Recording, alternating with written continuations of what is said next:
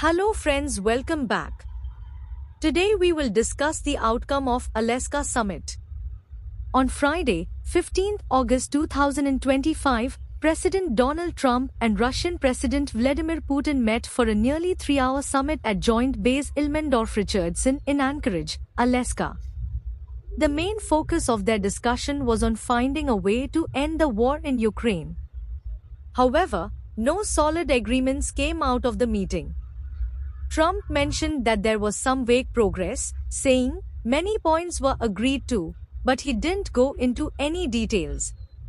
Meanwhile, Putin stuck to his tough position, insisting that Ukraine must give up territory, disarm, drop its NATO ambitions, and change its government to address what he called fundamental threats to Russia's security, demands that Ukraine and its Western allies find completely unacceptable. Putin backed up Trump's assertion that Russia's invasion of Ukraine in 2022 wouldn't have happened if Trump had been in office, which gave Trump a bit of a PR boost. The summit wrapped up earlier than expected, skipping a planned second session. Afterward, Trump had conversations with Ukrainian President Volodymyr Zelensky and NATO leaders, but his position on Ukraine remains a bit murky, as he seems to be wavering on support for Ukraine and potential economic actions against Russia. He brought up the idea of possible land swaps, which Ukraine opposes, and suggested providing security guarantees for Ukraine without NATO membership.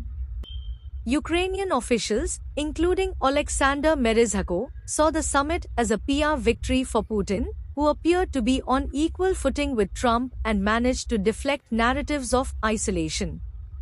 Zelensky criticized Russia's ongoing aggression, pointing out that their attacks continued even during the talks. This was the 7th in-person meeting between Trump and Putin, marking the first of Trump's second term and Putin's first visit to the US in a decade.